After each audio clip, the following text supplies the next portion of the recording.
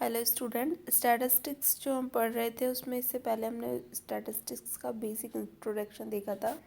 अब हम क्लासिफिकेशन पढ़ते हैं, यानी वर्गीकरण क्या होता है उसके बारे में हम यहाँ पर पढ़ेंगे। तो हम स्टार्ट करते हैं। यहाँ पर वर्गीकरण होता क्या है। वर्गीकरण में जो डेटा होता है उसके किसी गुण में विशेषता के आधार पर पृथक पृथक सजातीय वर्गों में उसमें उसको बांटने का कार्य किया जाता है। तो जैसे कि जो हम एक तरह से जब हम डेटा कलेक्शन करते हैं, हमने डेटा कलेक्शन पढ़ा हुआ है कि प्राइमरी डेटा क्या होते हैं, सेकेंडरी डेटा क्या होते हैं, उनका कलेक्शन कैसे किया जाता है, वो हम देख चुके। तो हम देखते हैं कि जब हम डेटा कलेक्ट करते हैं तो एक तरह से रॉ मटेरियल की तरह होता है। तो उस रॉ मटेरियल को, जो डेटा होता है, उसको किसी गुण और विशेषता, किसी पर्टिकुलर एक एट्रीब्यूट के आधार पर जब उनका विभाजन किया जाता है उनके सजातीय वर्गों में, तो इस प्रकार से जो बांटने का कार्य होता है वो क्या कहलाता है, वर्गीकरण कहलाता है या फिर क्लासिफिकेशन कहलाता है। अब इसके उद्देश्य क्या क्या क्या होते हैं वर्गीकरण करने के। ऑब्जेक्टिव्स ऑफ क्लासिफिकेशन, एक तो है तथ्यों को सरल तथा संक्षिप्त बनाना, to make data easy and concise. होता क्या है, जो हम डेटा कलेक्ट करते हैं वो इस तरीके के रॉ फॉर्म में होता है कि हर इंसान उसे समझ नहीं सकता, तो उसे सुविधाजनक बनाना और सरल और संक्षिप्त बनाने के लिए उसका क्लासिफिकेशन क्या है, आवश्यक हो जाता है। नेक्स्ट है समानता अथवा असमानता को स्पष्ट करना, टू क्लैरिफाई सिमिलरिटी एंड डिससिमिलरिटी। तो समानता अथवा असमानता को स्पष्ट करने के लिए भी इसका प्रयोग किया जाता है कि जैसे समान जो डेटा होता है उसे एक तरफ कर लिया जाता है और जो असमान होते हैं उन्हें अलग कर लिया जाता है। इस प्रकार समान और असमान डेटा को डिफ्रेंशिएट किया जा सकता है। नेक्स्ट है तुलनात्मक अध्ययन या कंपैरेटिव स्टडी। तुलनात्मक अध्ययन, जब हम अलग अलग वर्गीकरण कर देते हैं समंकों का तो उनमें आपस में तुलनात्मक अध्ययन भी संभव हो पाता है। इसके आगे है वैज्ञानिक अथवा तार्किक रूप से वर्गीकरण, to make data scientific and understandable या फिर लॉजिकल। तो वैज्ञानिक, इस प्रकार जो डेटा है उसको वैज्ञानिक आधार पर या लॉजिकली भी उसको डिवाइड किया जाता है।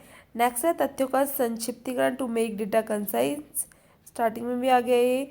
नेक्स्ट है सारणियन का आधार प्रस्तुत करना। इससे क्लासिफिकेशन से जो नेक्स्ट जो प्रोसेस होती है वो होती है टैबुलेशन की। तो टैबुलेशन क्लासिफिकेशन से नेक्स्ट जो प्रोसेस टैबुलेशन की होती है, तो टैबुलेशन के लिए ये एक तरह से बेस का कार्य करता है। नेक्स्ट है आदर्श वर्गीकरण की विशेषताएं या कैरेक्टरिस्टिक्स ऑफ आइडल क्लासिफिकेशन। तो कैरेक्टरिस्टिक्स ऑफ आइडल क्लासिफिकेशन में क्या क्या है, विशालता अथवा व्यापकता, एग्जॉस्टिवनेस, यानी कि जो आदर्श या आइडल जो क्लासिफिकेशन होता है वो इस तरह से विशाल होना चाहिए कि उसके अंदर जितनी भी जो इकाइयाँ हैं, जो समंक इकट्ठे गए हैं, वो किसी ना किसी वर्ग में अवश्य रूप से आ जाए। नेक्स्ट है स्पष्ट यानी वेल डिफाइंड होना चाहिए। जो क्लासिफिकेशन किस प्रकार से किया गया है, उसका आधार क्या है, वो सब कुछ स्पष्ट होना चाहिए या वेल डिफाइंड होना चाहिए। नेक्स्ट है स्थिरता या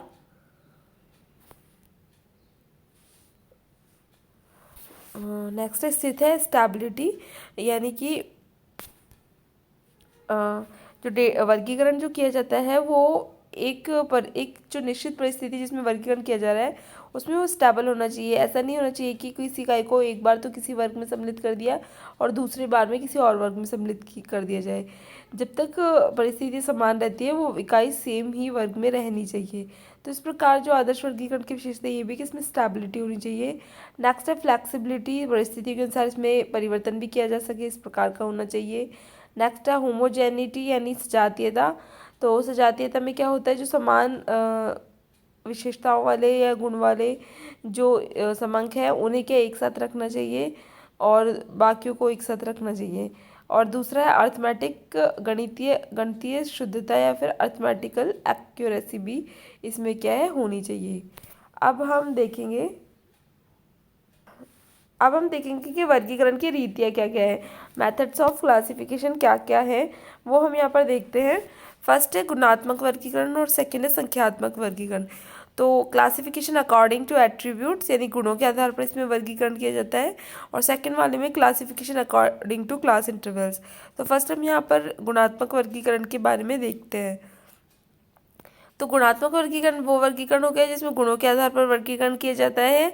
इसके अंदर आता है साधारण वर्गीकरण या द्विभाजन वर्गीकरण, और नेक्स्ट है बहुगुणी वर्गीकरण या फिर मैनिफोल्ड क्लासिफिकेशन। जो साधारण वर्गीकरण है या सिंपल क्लासिफिकेशन है, क्लासिफिकेशन अकॉर्डिंग टू डिकोटोमी, तो इसके अंदर क्या होता है, एक ही गुण के आधार पर वर्गीकरण किया जाता है। जैसे कि छात्रों को या तो छात्र सफल है या फिर असफल है, इसके आधार पर ही वर्गीकरण कर सकते हैं। ठीक है। तो इसका कहना यह है कि सिंपल जो क्लासिफिकेशन होता है उसके अंदर एक ही गुण के आधार पर वर्गीकरण किया जाता है कि कोई गुण किसी समंक में उपस्थित है या फिर नहीं है। इसके दो ही प्रकार हो सकते हैं। नेक्स्ट है मैनिफोल्ड वैल्यू क्लासिफिकेशन। इसके अंदर क्या होता है, एक से अधिक गुणों के आधार पर वर्गीकरण किया जाता है। इसको हम आगे इसमें क्या एक से अधिक गुणों के आधार पर वर्गीकरण किया जाता है। मान लीजिए कि हमें जो हम जनसंख्या के हमने कैलकुलेशन की, तो उसको डिवाइड किस किस आधार पर कर दिया जाएगा, फर्स्ट लिंग के आधार पर उसका डिवाइडेशन हो जाएगा, यानी कि मेल और फीमेल। और फिर उसके अंदर भी हम और डिवाइडेशन कर सकते हैं। मेल के अंदर जो मेल्स हैं वो लिटरेट है यानी साक्षर है या निरक्षर है। इसी प्रकार से फीमेल का भी किया जा सकता है। उसके अलावा फिर उसका डिवाइडेशन आयु के आधार पर भी किया जा सकता है। इस प्रकार बहुत से गुणों के आधार पर जब वर्गीकरण होता है तो इसे क्या कहते हैं, मैनिफोल्ड क्लासिफिकेशन। नेक्स्ट है संख्यात्मक वर्गीकरण।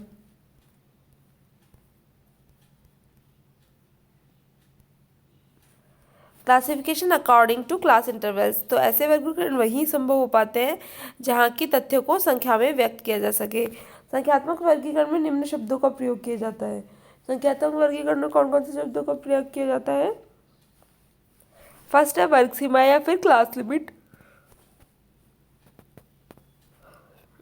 इसके अंदर क्या होता है, जिन दो मूल्यों के अंदर जो वर्ग विस्तार निर्धारित होता है, इनमें से पहले को अधर या निचली सीमा या फिर लोअर लिमिट कहते हैं, और दूसरी को उच्च सीमा यानी अपर लिमिट कहते हैं। लोअर लिमिट को हम डिनोट करते हैं L1 से, और अपर लिमिट को हम डिनोट करते हैं L2 से। ठीक है। अभी तो एक बार देख लीजिए, जब एक नीचे के एग्जाम्पल से मैं सब समझा दूंगी कि किसे लोअर लिमिट कहते हैं और किसे अपर लिमिट। नेक्स्ट है वर्ग विस्तार, मैग्नीट्यूड ऑफ क्लास इंटरवल्स, या फिर किसी वर्ग की जो अपर लिमिट और लोअर लिमिट में कितना डिफरेंस है उसको हम क्या कहते हैं, मैग्नीट्यूड ऑफ क्लास इंटरवल्स। इसे हम डिनोट करेंगे I से, यानी कि इंटरवल।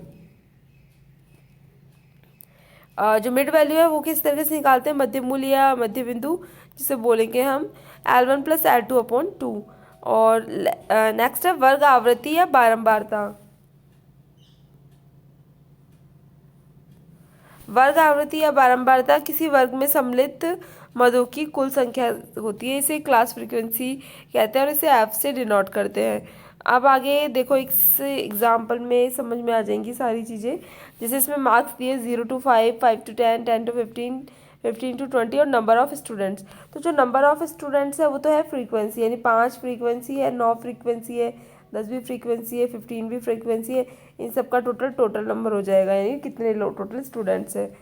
तो अब जो ये है 0 to 5, 5 to 10, जो हमें यहाँ पर वो दी हुई है, यानी फर्स्ट वाला जो है क्लास लिमिट। तो क्लास लिमिट में 0 तो क्या हो जाएगी लोअर लिमिट, 5 हो जाएगी अपर लिमिट। इसी तरीके से नेक्स्ट हम जाते हैं 5 और 10। तो 5 और 10 वाले वर्ग में 5 हो जाएगी लोअर लिमिट और 10 हो जाएगी अपर लिमिट। इसी तरीके से आगे हो जाएंगी।